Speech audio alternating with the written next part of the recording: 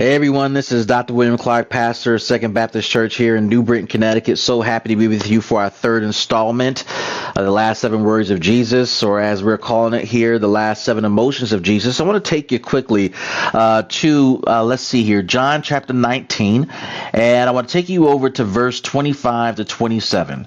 This is the gospel according to John chapter 19. We're going to read verses 25 to 27. I want to read this word here, and it'll take you into this third word that Jesus spoke. So here it is in verse 25, John chapter 19, verse 25. But standing by the cross of Jesus were his mother and his mother's sister, Mary, the wife of Clopas, and Mary Magdalene. When Jesus saw his mother and the disciple whom he loved, standing nearby, he said to his mother, "Woman, behold your son." And then he said to the disciple, "Behold your mother." And from that hour, the disciple took her to his home. And he took care of her from that point. The third word out of here, the third installment of Jesus' last emotions, is knowing relief and satisfaction. The emotion of relief and satisfaction. Where are we getting this from? Notice this. He's struggling to breathe. He's getting ready to die. He's getting ready to give up the ghost. He's struggling to hang on. He's in excruciating pain. He's going through a very slow death. Yet he still has concerns about those who he will leave behind and who are looking right at him. And even though he can't physically get off the cross because he has to complete his assignment, he still has to do something on behalf of his mother and the disciple that he loved to ensure that they have the support that they need even when he transitions back to heaven. So he says to these two individuals a key word that I want to highlight for us, and that is the word behold. This word translates into understanding a person, to know. I need you to be aware of what is taking place right now. This is what the word behold means. Woman, I need you to be aware of this new transition, that you have a new son. Disciple, I need you to be aware of this person who you're looking at and take her as your mother. To behold means to be aware of a transition, to now consider a possibility that has never been considered before.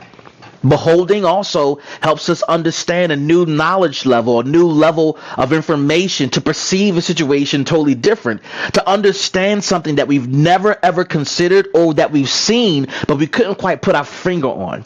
So that word behold is offered to these two individuals to help them understand something that they have not seen, considered, or put into motion yet. This emotion that Jesus is releasing is relief and satisfaction. So now that he's taught these two individuals to see something that they've never seen before, he's told them to behold something that they've never considered before, he showed them to consider a relationship that they've never considered before for their own long-term benefit and well-being.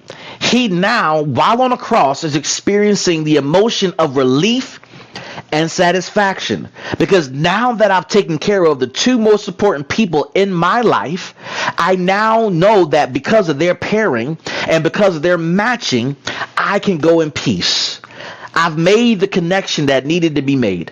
I've said what needed to be said. I've given my last words, my last directions, and these directions were designed to benefit both parties, so that as I exit the scene, those two individuals are now confirmed to be one. They're confirmed to be knitted together. They now can comfort each other.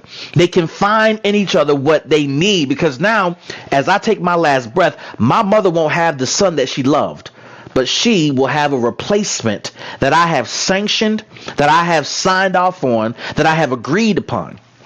My disciple won't have somebody to hover over him, to cover him like a father as I have to him, but I'm giving him a mother, somebody that I have agreed is a great replacement. Someone that I believe is going to be in position to take care of him the way I have. Sir, behold your mother. Man, behold your son.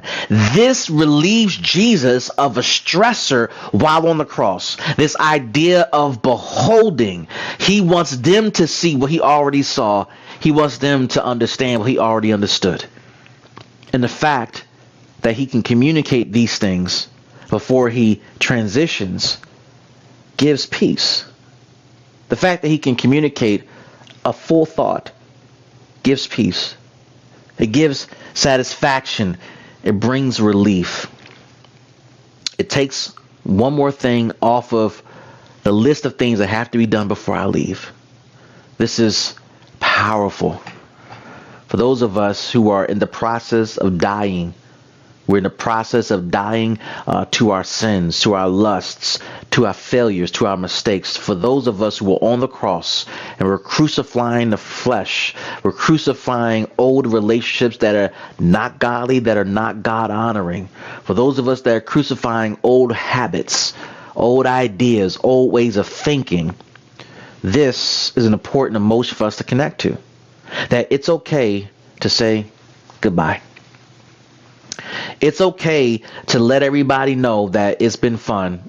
Y'all can take care of each other now. I'm heading out. I'll see y'all later.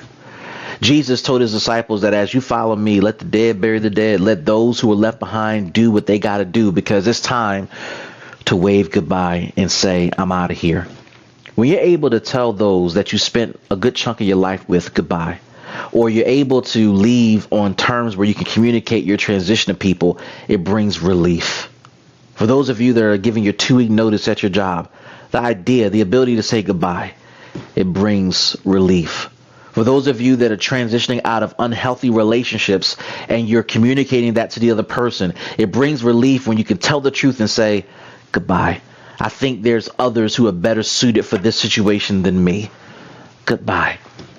It is a powerful, powerful word to say goodbye. But it's a powerful emotion to know that within you can feel relief and satisfaction because you made connections, you made arrangements for those that you are leaving behind, because you, my brother, my sister, as we talked about yesterday, you're getting ready to go into paradise. There's something that you're waiting for. There's something on the other side that you're excited about.